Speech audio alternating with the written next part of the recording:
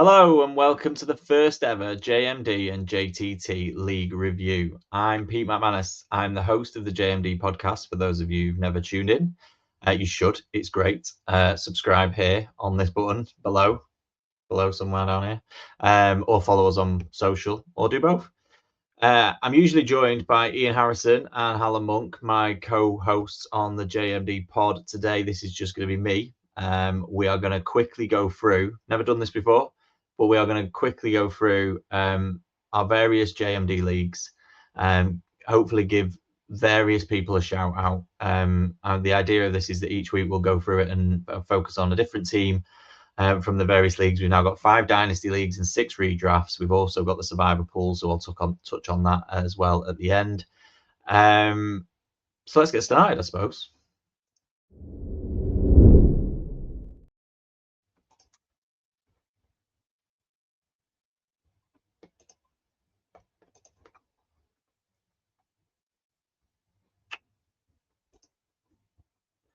So, dynasty first. As I said, we've got 5 dynasty leagues. Before we go any further, this is another opportunity for me to just say thanks to everybody who's involved in all these leagues. The Joshua Tarrant Trust is a really good charity, as every charity is, I suppose, but it's a really worthwhile cause. And everybody who's involved in any of these leagues has contributed some way to us donating over £1,000 to the charity, and I really want to thank you for getting involved. I will do my very best, and as a team we will do our very best to make these leagues some of the best around, so that you want to continue to be part of them moving forward, but also so that we can try and grow it and make it bigger next year. We put a lot of effort into it this year, into sort of planning cup competitions and everything else, so hopefully we've learned from the success of last year and how we can make that even better. But any questions or any improvements or anything like that, I'm always open to feedback as well. So what I thought I would do is we'll go through the various leagues and we will talk about, well, for the dynasty leagues, we've got 4 dynasty leagues that are going into their second season. So we thought it was a good place to start. I'm going to try and focus on each one of these teams across the various next sort of 5 to 6 weeks. But for a good place to start would be with our Super Bowl holders. So in the Brady division, that is Jamie G's Never Dull in Hull. And this week they were beaten by 5-yard rush, Murph. So an 0-1 start for our Super Bowl holder, Jamie G. Let's see where the damage was done. At quarterback, just Jordan Love and Amarian Hampton at running back with Josh Jacobs. So not the start that you really want. Dak Prescott for 5-yard rush, Murph. Not really done much more on that side either. James Conner and Kamara were solid. If you go down to wide receiver, Lamb, Adams, and Smith and Jigba, not the worst 3 wide receivers you could potentially have this week. CeeDee Lamb and Smith and Jigba, especially Devontae Adams, even 9 points wasn't bad for a top wide receiver. There wasn't much difference at tight end, and James Cook put up a good score. But where he's really lost it is at the superflex position. So Jalen Hurts outscoring Sam Darnold by the best part of 20 points has given 5-yard rush Murph the advantage there, and then Murph has added to that with the Denver Broncos defense. That's a 14-point swing, which is absolutely massive in a fantasy matchup. Defenses win championships, and they definitely win week 1 matchups. So congratulations to Murph, who gets the win and goes to 1-0. Jamie will no doubt bounce back from that. 134 is not a bad weekly score to put up. Would have beaten a couple of different people in this division, but not enough to beat Murph this week. So he starts, the Super Bowl champion of the Brady division starts 0-1. Elsewhere, wins for one of our 3 rookies in the established division. So Team Wild Guns took over one of the teams in this division for someone who left at the end of the season. He's come in, made some changes, done some rookie additions, and pulled out a massive score. 192.84 is not only the biggest score in this division, but the biggest score across all 5 divisions in the Dynasty League. Also wins for Random Tasks, owner of Brady, and H's JMD pod. So well done to H, flying the flag for the JMD pod, guys.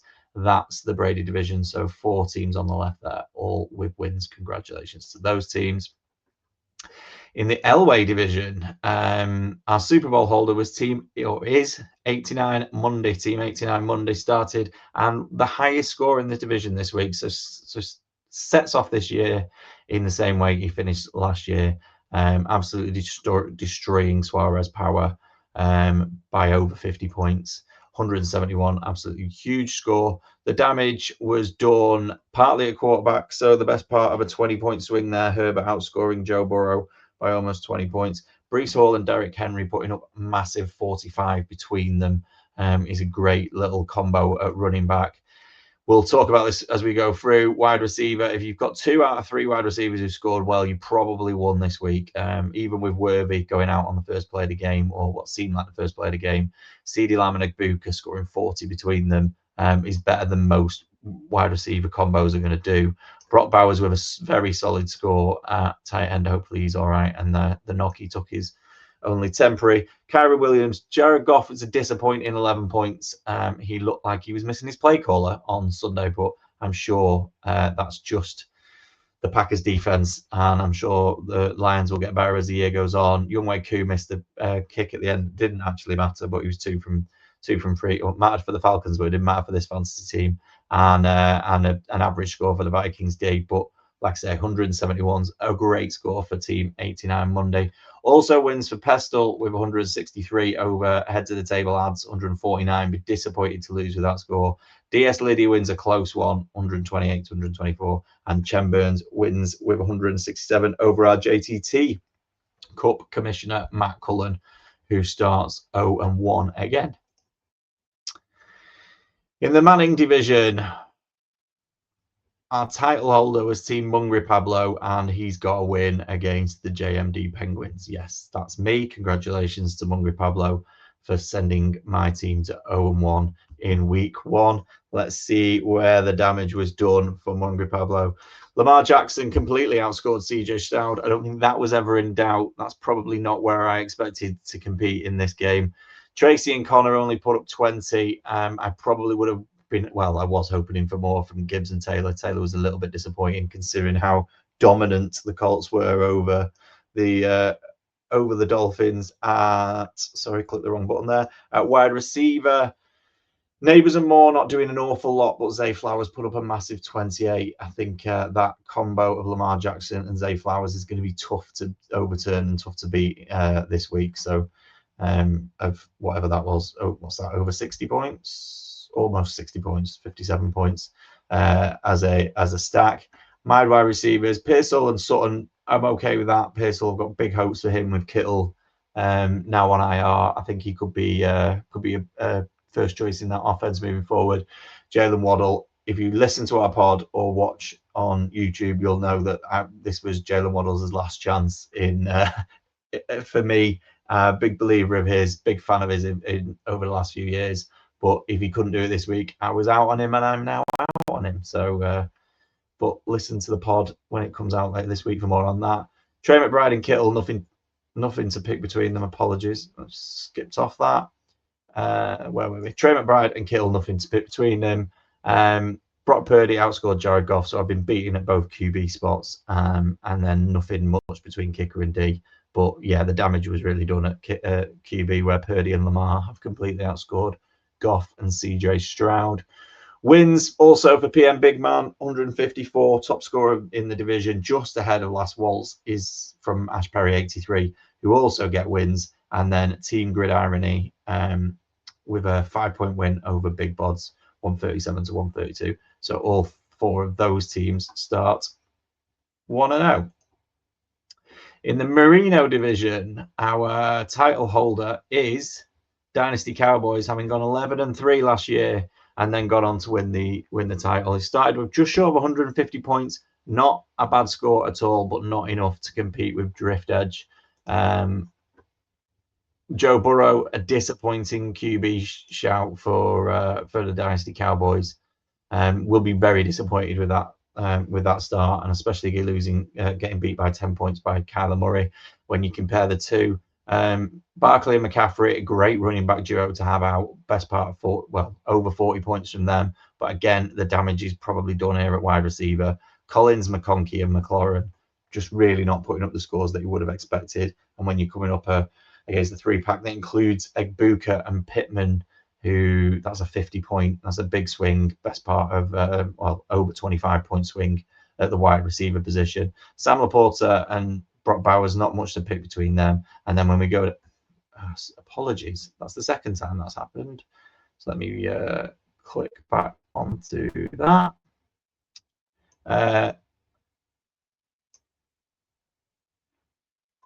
When you scroll down and look at the Superflex position, Justin Fields put up a big score at quarterback, outscoring Trevor Lawrence. But again, it was that Denver Broncos defense that has delivered for quite a few teams this week. That's again another 14-point swing sorry, that's against him. So he survived the Denver Broncos defense with Justin Fields. No, let's get this right. The Denver Broncos defense was on the winning side. Justin Fields on the other. Aubrey outscores Elliott, but it wasn't enough. So the Super Bowl champions on the left, Dynasty Cowboys, put up a decent score, but were outscored by Drift Edge on the right. Apologies. I'll get it right in a minute. Rookie Raven, another one of our new additions to the Dynasty League, taking over a team in this division and taking them to a win in week 1. So congratulations to Rookie Raven with a 5-point win. JMD's Ian Harrison's Manchester Infernos with the top score of the week in this division, 169 points. So the JMD pod, me aside, coming through in the Dynasty League with 2 of the 3 of us picking up wins.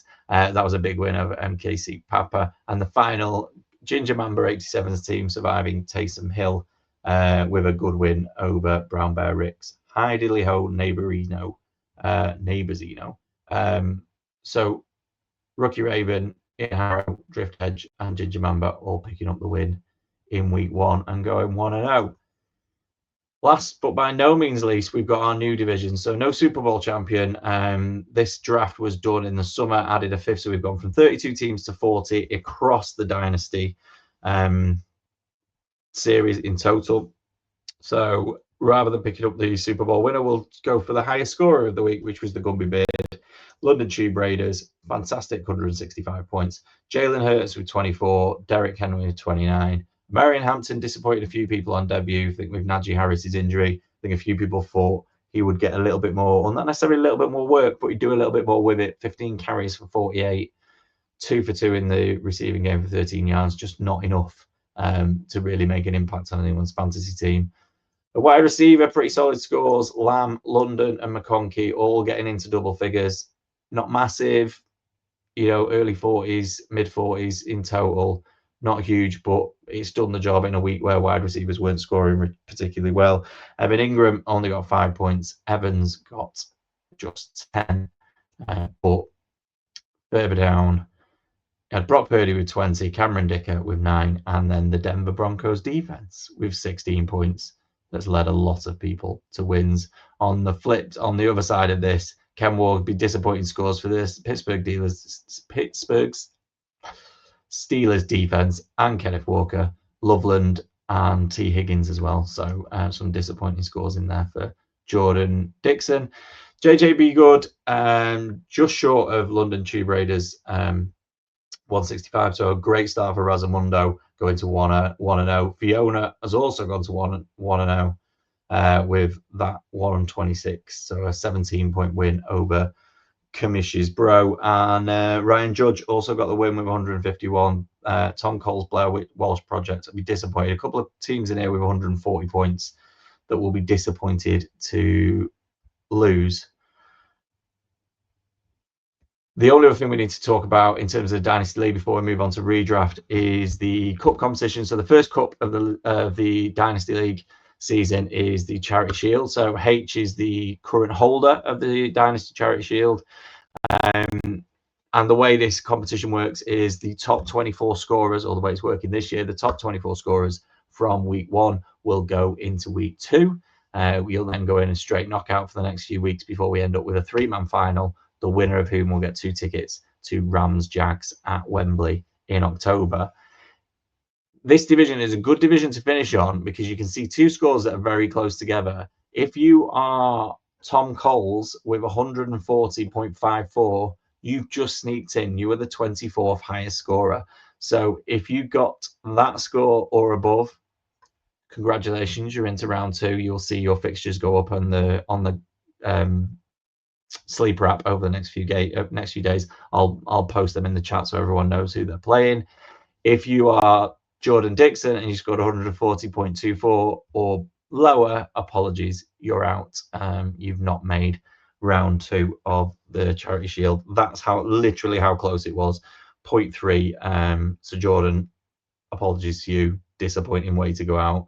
I'm also out, but I was terrible, so I feel a little bit better than that. A little bit better than I'm sure you do, crashing out of that competition. But as discussed earlier in the off season, we will have several more cup competitions and opportunities to win, and as well as the individual league and Super Bowl.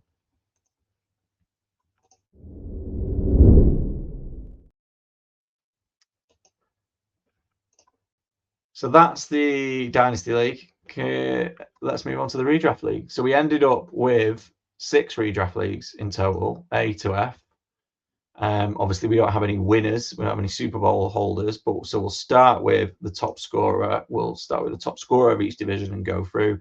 Ads in Division A, it was Ads 168.86. That was Lamar Jackson's 33. CMC and Aaron Jones putting up the best part of 40 between them. At wide receiver, Amon-Ra St. Brown was disappointing, but Deebo Samuel's 22 did the damage there. And then in the flex, he's got Zay Flowers as well as Sam Laporta. And even a 0 for the Detroit Lions defense didn't matter. It was a comfortable 33-point win for Ads T9666. Wins elsewhere for Brown Bear Rick beating my Penguins. Rookie Raven, who got the win in the Dynasty League, wins by just over a point, 1.3 in I think one of the closest games we've had. Another close one below that, DS Liddy wins with just 109. And Ram Raider 1980 wins with just short of 119. So all those teams going 1-0 in Division A. Congratulations to them. In Division B, the controversial division where Bodybag Ben got 2/3 of the way through the draft and then left about 4 days into a slow draft because it was taking too long. Oh, what fun we had in the summer of 2025. So that was fun. The top scoring team in this division was JMD's Ian Harrison, who's had a good week. Might have lost to me in one of the other leagues, but I'm sure he won't focus on that too much. 165 points. Great week for Ian.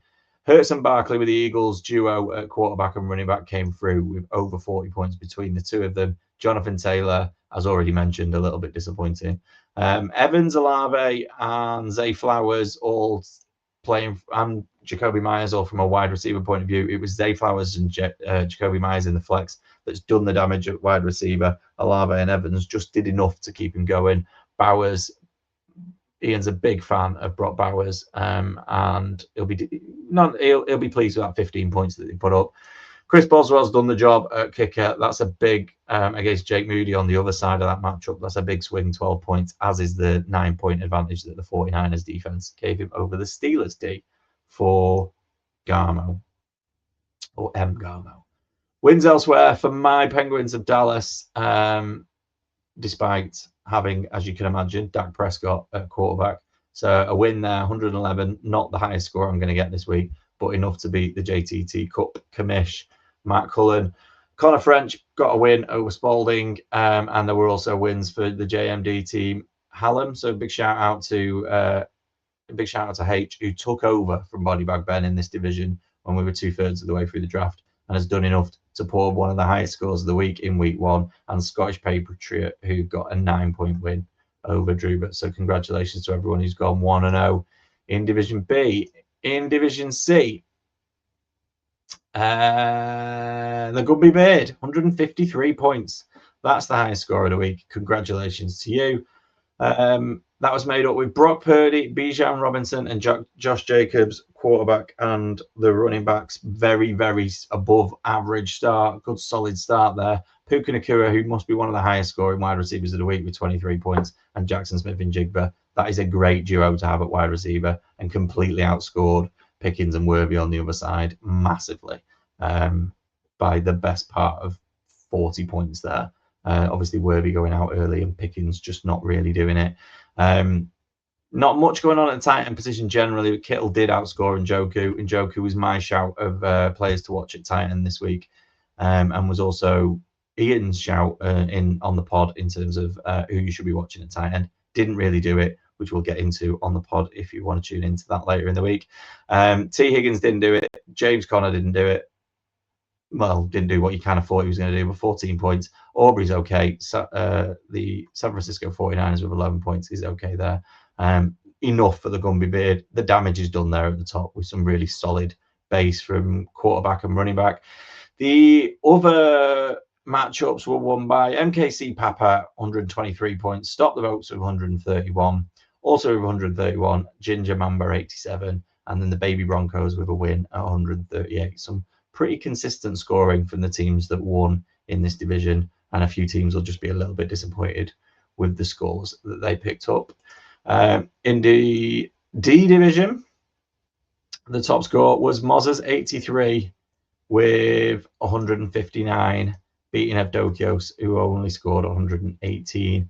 Josh Allen's 42, Barkley's 18, and Kyron Williams 13. Again, damage being done at quarterback and running back. When you scroll further down, Mike Evans with 10, Zay Flowers with 28. So a big Sunday night football for Field of Dreams and Mozer 83, with Josh Allen and Zay Flowers on either side of that 81-point matchup on Sunday. Hockenson was disappointing, but James Cook, another one playing in that 41-point game. So a big Sunday night football. I hope Mozer stayed up to watch this all unfold in front of his eyes. Alave did okay. McLaughlin and the Philly defense not so convincing, but overall a really big 159 point. Also wins for Jimmy Nugent, 129. Jack Donnelly, 136. Bear down LCFC with 115 in a 3-point win over the Scottish Patriot. And Bronco Boy, who got the win in Division C, also got the win in Division D with 143 points. So well done to everybody in that. 2 more to go. Division E, a bit of a lower scorer. Division E, 136. Jake LPs, hurts to do this to you. Made the difference, or say made the difference. Did enough to beat Commission's Bro by 10 points. Hurts, Gibbs, Chase Brown, all pretty solid scorers. Drake London, Mike Evans, a bit disappointing, and we've already talked about Ingram. Debo Samuel putting up 22. Aaron Jones last night, or Monday night, depending on when you're watching or listening to this. Monday night, 15 points. Cam Little, the star of the off-season from the kicker point of view, with 15 points. And the Steelers' 2 points didn't matter. It was enough to do the damage of 136. Wins elsewhere for Random Task. Beats my Thunder Penguins by just over 3.5 points. Bit of a disappointing defeat for me in that one. 66 kicks. Renegade Masters picks up the win. James 87 gets the win, 122 to 111. And finally, Buck Goose 119 with a 15-point win over Brown Bear Ricks, finding Nico. And the last division, Division F. The top score this week in Division F was a massive 160 by Drew at 19. So he had Josh Allen. Most of these big scores had Josh Allen or Lamar starting at quarterback. But Josh Allen was the choice at quarterback for Drew, and a good solid 40 points from that Bijan and Brees running back combo. AJ Brown obviously disappointed quite a lot of us. Mike Evans with only the 10 points as well. Travis Kelce did all right with that touchdown on only 2 receptions, 47 yards for the Chiefs. Debo, we've already mentioned, in a couple of winning teams. Montgomery was disappointing. McPherson was disappointing. The Broncos defense was on the winning side more than it wasn't this week. So again, another 10-point swing there in terms of defense and a big win for Drew at 19. Other results: 66 kicks gets the win, 134 points. Galzinho with the lowest score, I think, to win this week, 108 to 104. So if you're going to score 108, that was the match to be in. So he goes 1-0 with a disappointing score. So plenty of improvement to go. But 1-0 is 1-0. Team Pestle gets the win, 127 to 121. And another close match at the bottom, Brown Bear Ricks. Return of T-Mac, 119 plays Bear Down, LCFC's 117. Which wraps up the redraft leagues, which leads me on to the cup competition. So you will, if you haven't seen it already, the link to the Challenge Cup competition is pinned in the chat on Sleeper. So just go into your various division, go into the chat, click on the pin, and you'll be able to take you through to the link. You'll see there are 10 divisions of 6. Everyone's been mixed up. You will play the other 5 teams in your division twice between now and week 10. You can see all the fixtures are already in there. I've updated all the scores today, or today being Tuesday, so I updated all the scores Tuesday. So all of the scores should be in there now, and you can see whether you got the win or not in the league. That's division, like as I said, groups of 6. The top 2 in week 11, or the top 2 after week 10 will go through to a straight knockout, and week 11 takes us through to week 15, where there'll be a £50 voucher for the winner of that cup competition. So that's the redraft. The only other thing to touch on is the survivor pool. 41 of us. For those of you wondering why I'm looking at my phone, apparently it doesn't work on the web app anymore, or never did work on the web app. So let's give a bigger version of me so you can have all see my fine looking face before we wrap this up. In the JMD Pod Survivor pool, we had a total of 41 entries, so thanks to everyone in. 38 have still got both lives remaining. 3 people who lost their life, and continuing to week 2 because we've given everyone a second life, so everyone's still alive. But the 3 people on their last life are Jake Elrow and Galzinho, who both picked the Patriots against the Raiders. I was on that side. I thought the Patriots would win that. Was a bit surprised that the Raiders went in there and win. Not enough to back them in the pool, but I did think to be fair, I did think the Patriots would win that. The other one was Stop the Boats, who went for the Dolphins to beat the Colts. Some people just, you can't help them. Like, you should listen to our podcast. I would have told you the Colts will smash the Dolphins, and they'll smash the rest of the teams that they're playing, and probably go on to win the AFC South, and maybe the Super Bowl. Who knows? Thanks if you've made it this far. Thanks for tuning in. Thanks for watching and listening to me ramble along. When there's nobody else to talk to, I have to do a lot of talking. But hopefully you've enjoyed it. Hopefully you've enjoyed seeing your team get a mention. As I said, I will try and focus on a different team each week so that everyone gets a bit various shout out. If you've got any thoughts or any feedback, I've put it on the below here in the comments, or comment on Sleeper, or send me a link. Always happy to hear feedback.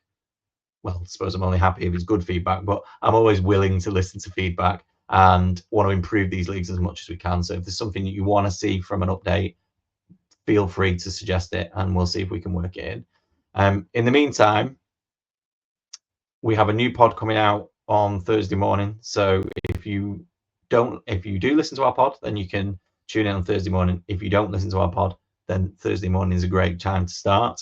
You can also obviously get it on YouTube or all of your various podcasts. We've got our socials that you can see running across the bottom at JMD Pod.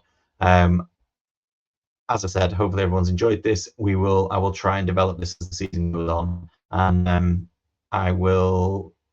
If you don't tune into the pod, then we'll see you next week when we do a week 2 review. Enjoy week 2 of the NFL.